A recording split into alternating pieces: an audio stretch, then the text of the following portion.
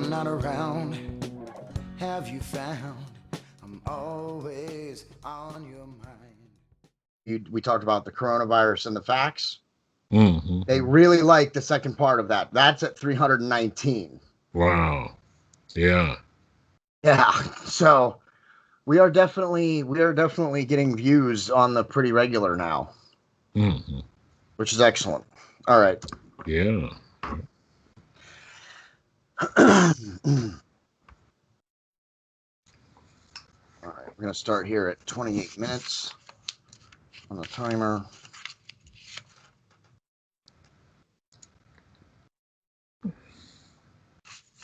Okay. 3, 2. Welcome back, everyone, to the Boiling Point Podcast. This is the part 2 of episode 42, Earth, Why Its Age is Overestimated.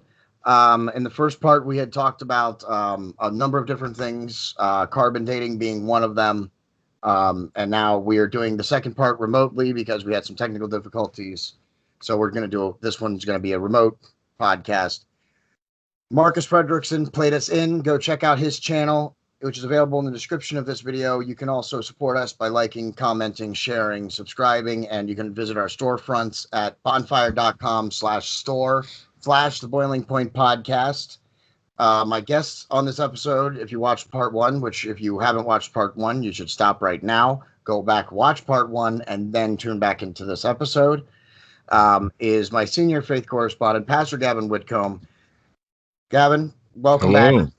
Thank you for being on the episode. Yeah. Thanks for finishing this episode since we had some technical difficulties. Yeah, well, it's good to be back here, and welcome to our audience, and welcome to my study. Yes, absolutely. And of course, you can follow Pastor Gavin. He has his own YouTube station. The link is also available in the description of this video, or you can just search Gavin Whitcomb Sr. He's also on Facebook at facebook.com/mooresmountain.church. And he's also available on Parler. Search for @GWhitcomb and the number 1 at the end of that. And you can follow Pastor Gavin. He has his own podcast as well, so make sure you check him out, give him some views, like, comment, share, all of those things. The only thing Pastor Gavin doesn't have that I have is a storefront, and I have 2 of them. So I have you beat on that, Pastor.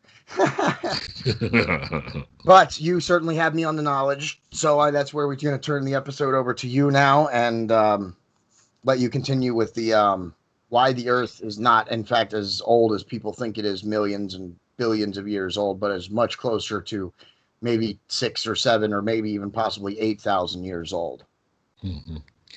Okay. Well, tell you what, let's have a word of prayer and then we'll dig into it. Father in heaven, we thank you for this day. Lord, thank you for all you've done for us. We ask you to guide us. Help me to be accurate in the things that I say. In Jesus' name we pray. Amen. Amen. Okay, now, John, tonight we're looking at why the age of the Earth is often overestimated. And so tonight I'd like to look at, like, okay, people that believe in long ages, like that the Earth is millions of years old, instead of thousands like we do. Where do they get this idea? And how do they come up with these dates? Now, we've said before that, one thing is that's what a lot of people believe. And that's the only view that's even halfway tolerated. So if you have any other view than millions of years in evolutionism and atheistic evolutionism, unless you hold that religious view of atheism and evolutionism, that you are not allowed to teach, you're not allowed to speak. It's it's a good example of intolerance. Yes, absolutely. And I also like to point out that, remember that Pastor Gavin and I, neither one of us are scientists. We are simply human beings who can look at data, interpret data, come up with logical and reasonable things. We have the ability to reason and to think. So that's what we're doing. We're looking at facts, we're interpreting them, and that's what we're telling you what we think. We are not scientists. And you're more than welcome to disagree with us if you want to. Right. And, like you said, we're not scientists, but we live in a literate society. We can read, we can write. So we can all look at things and evaluate them and discern, does this make sense or not? So we're presenting the point of view that a lot of people never hear, and it's Yeah. overlooked. So I'd also like to point out that it's also freedom of speech, that a lot of people are being silenced right now with different views, that you're not even allowed to say something that's different. So we're not saying that you have to believe this. This is just something that maybe you want to spend some time thinking about, and this is what we believe. Right. Okay, now, so where do people get long ages for the Earth and this idea that the Earth is millions of years old? We know that, it came from in the late 1700s, early 1800s. But tonight I'm going to focus on specific things. Where do they come up with these dates for rocks and for fossils and so forth? Well, if you look at the different layers of rock, like if you've driven by a cliff, maybe where there's a highway and the hill is cut away, you can clearly see that the rocks are in layers. The layers are very distinct. And, the evolutionist and the long ager would say, oh, they were laid down over millions of years. But we look at them and say, no, they were laid down very rapidly in a relatively short period of time during a cataclysmic event known as the worldwide flood. So that's why you don't see any signs of erosion or topsoil between the layers. Those layers were there for millions of years. Certainly there would be some topsoil before the next layer got put down, but there is not. Why are they so distinct? Well, because they were different depositions of mud that down. Hold on, wait, we lost you. Hold on, we lost you for a minute. Oh, did you? Okay. Yeah, it's all right. Go back to the depositions of the different mud. That's where. Yeah, they were. The rock layers are the results of various depositions of mud during the worldwide flood during the days of Noah. So that's why you find, living things, plants and animals by the billions all over the surface of the earth mixed in with them. Those living things were wiped away during the flood. Yes, so now, I want to, if I could, I want to reemphasize that point of the topsoil between the layers, because in the first part, which we already had posted, of course, the haters are going to hate. They comment first, the trolls, but that was, commenting without even watching the video. But that's a very important part. That's the no topsoil between the layers. They couldn't have been laid down over millions of years because there would be topsoil between the layers. Right. No signs of erosion either. Yes, no sense of erosion. Those are important facts that we're stating right there that you need to be aware of before you start commenting on our videos. Right. And some of those layers cover almost the entire continent of North America. Some of them cover all of North America and go over to England and Israel. You can go over there and you see the same layer that continues over there. So now, so as you look at the different layers of rocks, evolutionists, they say, well, we can tell the age of those rocks by looking at the fossils that are in them. But then they say we can gauge the age of those fossils by the layers of rocks that they're in. So then they say, well, we can tell the age of the fossils by which layers of rocks they're in. But then we can tell which layer of rock, the age of those rocks, by the age of the fossils. So in other words, I mean, it might be hard to understand what I'm trying to say, but they're using circular reasoning. Yeah. They're trying to date the age of the fossils by the rock layers, but then they're trying to date the rock layers by the age of the fossils. Well, that's like saying, I'm right. Well, how do you know you're right? Well, because I know I'm right. Yeah, but how do you know you're right? Well, it's because I know I'm right.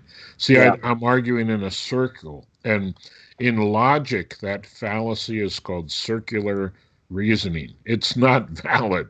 So in other words, and let me just read to you. Okay, now this is from, I'm going to read to you now. These are paleontologists. And this is from the American Journal of Science, volume 276, This is from January 1976.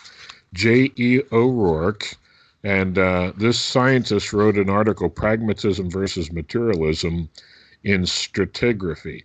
Stratigraphy, that's the study of stratas. In other words, layers of rocks. He says the rocks do date the fossils, but the fossils date the rocks more accurately. Stratigraphy, it's hard to pronounce, cannot avoid this kind of reasoning if it insists on using only temporal concepts, because circularity is inherent in the derivation of time scales. Circularity is arguing in a reason. I'm right. Why? Well, because I say I am. Well, they date the fossils by the rocks, but then you try to date the rocks by the fossils. This guy admits circularity is inherent in the derivation of time scales. In other words, when they're trying to figure out time scales, they use circular reasoning. He says the rocks do date the fossils, but the fossils date the rocks more accurately. Okay, now, listen to the World Book Encyclopedia, Volume 7, page 364. Scientists determine when fossils were formed by finding out the ages of the rocks in which they lie. Okay, now here's volume 15 of the World Book Encyclopedia, page 5. It says, paleontology, the study of fossils, is important in the study of geology. The age of rocks may be determined by the fossils found in them. Okay, so that we can keep our train of thought here, let me just read those both quotes. I already gave the source. And incidentally, I have a set of World Book encyclopedias right there. Right there. That's what's in the top shelf there. So, okay, so I'm going to read both quotes from the World Book Encyclopedia. Go ahead. I'll put the source back up on the screen so that people can see what it is. So go ahead. Okay, scientists determine when fossils were formed by finding out the age of rocks in which they lie. And the next quote, the age of rocks may be determined by the fossils found in them. Okay, so really the only way to determine the geological age of a rock or a fossil is based on the assumption of evolution. And if their assumption is wrong, which we believe it is, then their whole way of dating it is wrong. So they admit, I mean, if you just look at what they say, they admit, hey, we're arguing in a circle. Fossils are dated by the rocks, and the rocks are dated by the fossils. There's no objectivity to it. There's no like from the outside looking in. It's all circular. Yeah, it's almost. I mean, they dug up some dinosaurs and they said, well, this thing is 10 billion years old.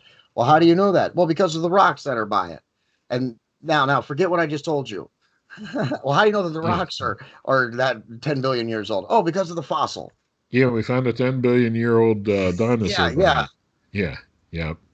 So we see how, scientists, they speak very matter-of-factly, very authoritatively, but it's based on, speculation and conjecture rather than, solid fact. Okay, so now let's talk about something else, radiometric dating methods. Okay, so sometimes you'll hear them say, this rock is 4.3 million years old. Well, how do you know that? Well, by the strontium rubidium dating method. Okay, so what are radiometric dating methods? I'm going to try to explain the best I can in easiest terms, because it's complicated. Absolutely. But I'm going to try to break it down for you, brother. You know what I mean? All right. Okay, so here's how they work. There are certain things in the world that are radioactive. So radioactive things are unstable because they fly apart. The term is they decay.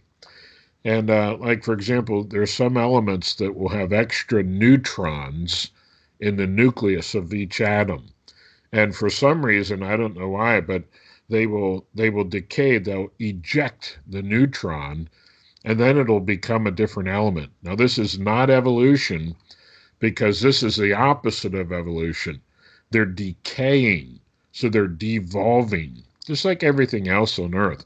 Like the second law of thermodynamics, tells us things go from a state of order to a state of disorder. Entropy or disorder increases in a closed system.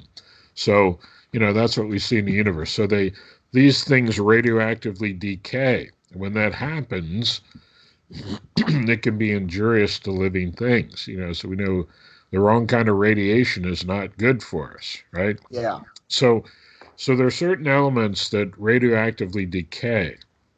And so scientists are able to figure out the decay rate. In other words, with strontium to rubidium, how long before strontium-87 decays to rubidium-87? Okay, I'm going to pick two different elements that are easier to pronounce. Uranium to lead. So how long before uranium-238 decays to lead-206? So they can learn how long it takes. So their thinking is, if we find something with lead in it, or uranium in it, and then we find something with lead in it, based on how much lead is in it, we can figure out how old it is, because we'll know how long it took for that much uranium to decay to turn into lead. Okay, so let me explain it this way. So if you have uranium decaying to lead, the uranium is called the parent, the lead is called the daughter. Just like parents have kids. So you look at the parent, and you look at the daughter, and you find out, okay, in relationship, what's the ratio? How much daughter has been produced from the parent? If you know how long that takes, you know how much daughter was produced from the decay. Theoretically, you could know how long the decay process has been taking. Yeah. So far, that sounds like, wow, cool. Like you could actually tell the date by, looking at how much daughter is in the rock. Okay. Yeah. So and you just did a great job of explaining that, and that's the way you always hear it. But the thing is, I think this is what the point you're about to make is, you have to know how much was there in the first place. Right. Exactly. Because through that whole thing, you never said, well, this much uranium produced this much lead. At no point in time while you were going over that did you say, well, this is how much uranium there was, and this is how much lead there was. You just said we can figure out how much there was based on how much lead was there, but you need to know how much uranium was there in the first place, or you don't know how much lead was there in the first place too. Yeah, exactly. Yeah. And John, a lot of people hear this, but they never come up with the question you just raised. Yeah. And that is one of the huge problems with the radiometric dating methods. You don't know the initial conditions. We don't know how much of the parent was already in there. We don't know how much of the daughter was in there. We don't know how much contamination took place. Like, is it a closed, isolated system free from all contamination? How do we know that some lead did not leach into there from water flowing through the rocks or some other way? We don't know that. So that's why these things are bunk. They just do not work. And then another assumption is that the decay rate has always been constant. Well, there are reasons that to believe that the decay rate may not always be constant. I think in recent times it is, but during the creation week, if God, while he was creating, accelerated that radioactive decay rate, well, then some substances would have the appearance of a much greater age than they really were, Yeah. And again, it's not like God's trying to trick anyone. It's just we don't know everything, so we look at it and think, wow, look at all that daughter element. That must be really old, and really it's not. Yeah. Okay, so So now here are some conclusions about radiometric dating. First of all, it doesn't work on rocks of which we know the age. Okay, so case in point, Mount St. Helens, that volcano erupted in the 1980s. Now, my understanding is that like most of it was ash and hot gases, and it blew the top of the mountain off, and the hot ash and everything melted snow and ice and all that, and caused huge mud flows and all kinds of devastation. But my understanding is that lava did not flow up and down over the sides like we constantly think of a volcano, but there was some lava that came to the surface. Okay, so they tested the rock that was newly formed. See, here's what we have to understand about radiometric dating. You can't use it on most rocks. You can't use it on sedimentary rocks like sandstone, limestone, marble. Why not? Well, because those rocks were the result of all kinds of things mixed together. So you can only use it on rocks that at one time were heated and molten. So when a rock begins to cool, that's when the clock begins. Okay, when you start measuring radiometric readings. Okay, Yeah. so Mount St. Helens, they're in the lava dome. They know the age of the rock. In the 80s, that rock was formed. Well, they go to test those rocks, and they come out to be millions of years old. Well, we know darn well they're not millions of years old. You know what I'm saying? Yeah. So there's a clear problem. It doesn't work on rocks of which we know the age. Okay, now I have a chart here, and these are some samplings of recent volcanoes and their ages. Himalaya, 200 years ago, it erupted. They measured 1.6 million years. Mount Etna, 2,100 years ago, 0.25 million years. Mount Etna, a 29 years ago eruption, 0.35 million years. Mount Lesson, 85 years old, 0.11 million years. Sunset Crater, 950 years. They say 0.27 million years. Kilauea, which is less than 200 years old, they say 21 million years. Kilauea, another eruption less than 1,000 years old, they say 43 million years. Another Kilauean eruption less than 1,000 years, 30 million years. Kilauea, another eruption 40 years old, 8.5 million years. Mount Stromboli, I think that's in Italy, 38 years old, that tested 2.4 million years. Halalai, 200 years old, tested 22.8 million years. Rangitato, less than 800 years old, 0.15 million years. Do you get the point? Yeah. These are volcanoes, volcanic rock of which we know the age. They're less than 500 years old. In fact, the oldest one, well, there's one 2,100 years old. They're all less than 3,000 years old. Yeah. Most of them less than 100 years old, yet they test, millions of years or 500,000 years. Yeah. So these dating methods, scientists speak so confidently, but they do not work on rocks that we know the ages of. So if they don't work on rocks that we know the age of, how could you trust them on rocks we don't know the age of? Yep. Okay, so now here's another problem with these radiometric dating methods, is that they give, or the term is, they don't say wrong dates or conflicting dates, they say discordant dates. Yeah, you got to have a fancy term, but discord, what's that? They don't agree. In other words, they give the conflicting dates. I could see, okay, give them the benefit of the doubt. one test might show a 500-year difference. These different tests give differences of sometimes millions of years. Yeah. So how could they be accurate? I mean, if they really were accurate, they would be at least, wouldn't you think, close? Yeah. Even within, let's give them within 1,000 years. Yeah. But they're way, Yeah, you're talking about discordant. millions. Yeah. Yeah.